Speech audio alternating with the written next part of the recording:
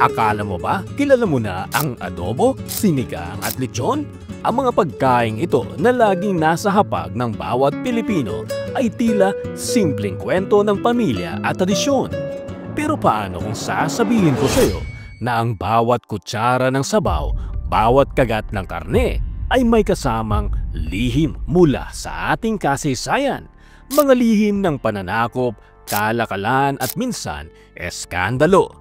Ito ang Forbidden Flavors, the dark secrets of Filipino food history. At sa video na ito, bubuksan natin ang mga sikreto sa likod ng ating mga paboritong putahe. Mga sikreto na magpapatanong sa iyo kung gaano mo nga ba kakilala ang pagkaing Pilipino. It's time, Solid Archers. Welcome to Archlight, kung saan asintado ang bawat kaalaman. Bago dumating ang mga Kastila noong 1521, matagal nang may sariling kultura ng pagkain ang mga ninuno natin. Ang mga Austronesian settlers na dumating libo-libong taon na ang nakalipas ay nagdala ng kanin, niyog, saging at isda bilang pangunahing pagkain. Isang magandang halimbawa, kinilaw. Noong ika-10 siglo, natala sa Butuan Balangay trade na ang mga mangangalakal mula sa China at Champa ay nakatikim ng pagkaing hilaw na isda na binababad sa suka at kalamansi. Isipin mo, 1,000 taon na pala nating ginagawa ang tinatawag ngayon na ceviche ng Latin America. Pero sa atin, mas nauna. Dito pa lang makikita mo ang pagkaing Pilipino ay hindi basta impluwensya ng kolonisasyon, kundi produkto ng sinaunang kalakalan at kalikasan. Noong 1565, dumating si Miguel Lopez de Legazpi sa Cebu at nagsimula ang higit 300 taon ng pananakop ng Espanya. Kasabay nito, dumaloy ang kalakal ng mga produkto mula sa galleon trade sa pagitan ng Maynila at Acapulco, Mexico. Sa panahong ito, lumaganap ang suka, toyo at paminta at iba pang rekado. Ang ulam na tinatawag nating adobo ay pinangalanan ng mga Kastila mula sa salitang Espanyol na adobar. Ibig sabihin ay to marinate. Pero ang totoo, ginagawa na ng mga ninuno natin ang pagluluto sa suka bago pa man sila dumating. Ang pangalan lang ang galing sa Kastila, pero ang teknik ay tunay na Pilipino. Kaya't tuwing kumakain ka ng adobo, tandaan, ito ay kwento ng dalawang mundo, isang sinaunang lutong Pilipino at isang kolonyal na pangalan. 1898, matapos ang digmaang Pilipino-Amerikano, nagsimula ang pananakop ng Estados Unidos at dito nagbago ang anyo ng pagkaing Pilipino. Dumating ang mga nakakahong pagkain, corned beef, gatas na evaporada at higit sa lahat, spam. Noong World War II, naging pangunahing pagkain ito ng mga sundalong Amerikano at kalaunan ay niyakap ng mga Pilipino bilang comfort food. Hanggang ngayon, spam silog, corned beef silog at iba pang silog meals ang paborito sa umaga. Kasabay nito, pumasok din ang kulturang fast food, fried chicken, hamburger at hotdog, mga pagkaing naging bahagi na ng modernong Pinoy identity.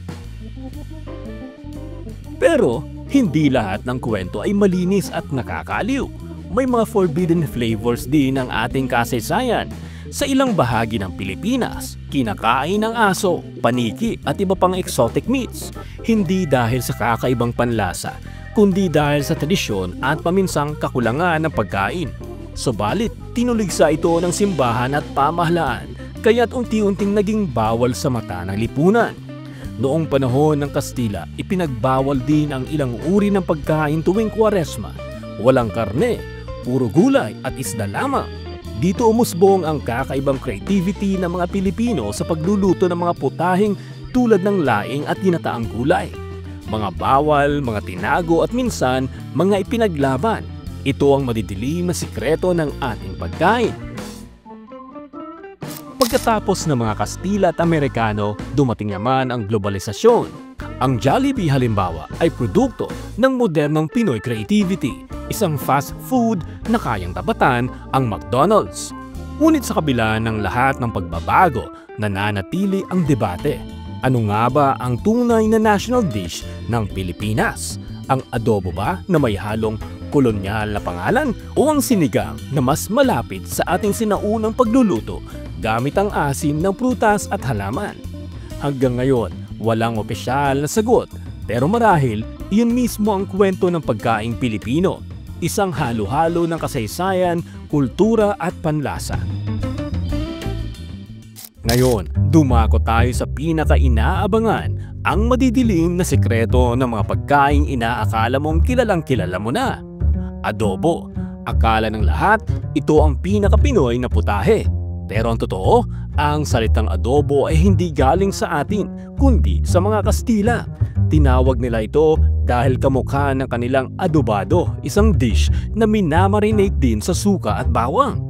Ang sekreto, ginamit ng mga praile at mananakop ang adobo bilang paraan ng kontrol. Dahil ito ang turo nilang lutuin sa mga aliping babae sa kusina para tumagal ang pagkain at hindi masayang ang buwis sa mga enkomendero. Sa madaling salita, ang adobo ay hindi lang pagkain. Isa itong instrumento ng kolonyal na sistema. Sinigang. Sinasabi ng marami na ito ang tunay na national dish. Pero bakit hindi ito naitatag ng opisyal? Dahil noong panahon ng mga Amerikano, tinulak nila ang mga pagkain na madaling ihalo sa kanilang imported goods, gaya ng corned beef at evaporada. Ang sinigang, bagamat sinauna, ay naisantabi sa opisyal na pagpopromote dahil hindi ito kasing dali ibenta sa merkado tulad ng adobo. Ang sekreto, may politika sa likod ng kung ano ang dapat ituring na pambansang pagkain. Lechon, ang bida sa bawat handaan. Pero noong panahon ng Kastila, bawal ang pagkain ng baboy sa ilang panahong panrelihiyon at ang mga mahuhuli ay pinaparusahan. Sa kabila nito, lihim pa rin itong inihahanda ng mga Pilipino, tanda ng kanilang paglaban sa pananakop. Ang sekreto, ang lechon ay hindi lang handaan. Isa itong tahimik na rebelyon laban sa pinagbabawal ng simbahan. Kinilaw. Madalas sabihing hilaw at simpleng ulam, pero ang sikreto nito ay mas malalim. Noong ika-16 na siglo, pinagtawanan ng ilang Kastilang manunulat ang pagkain ng hilaw ng mga katutubo. Tinawag nila itong pagkain ng mga barbaro. Sa likod na isang simpleng hilaw na isda, makikita natin ang kwento ng diskriminasyon at kolonyal na panghuhusga. Sa bawat kagat, sa bawat ulam na iniisip mong walang mali siya, may kasamang kwento ng kolonisasyon, relihiyon at politika. Mga kwento na tinago sa ilalim ng mesa ng ating kasaysayan. Kung titingnan mo, ang bawat ulam sa ating mesa ay hindi lang basta pagkain. Ito ay tala ng ating kasaysayan mula sa mga balangay ng Butuan noong ika-10 siglo hanggang sa galleon trade noong 1565 hanggang sa pagdating ng Amerikano noong 1898. Ang pagkaing Pilipino ay kwento ng pag-angkop, ng pagkikibaka, ng mga paglikha mula sa kakaunting sangkap. Isang kasaysayan na may bahid ng kolonyalismo, ng pagbabawal at ng pagtutol. Kaya't sa susunod na kumain ka ng adobo o sinigang, tandaan mo, ang bawat tikim ay isang paalala ng ating pagkain tulad ng ating bayan ay may mga sikreto. At ngayon, isa ka sa iilan na nakakalam. Anong masasabi mo sa video na ito, Solid Archers? I-comment mo lamang sa ibaba ang iyong sagot. Hanggang sa susunod, it's time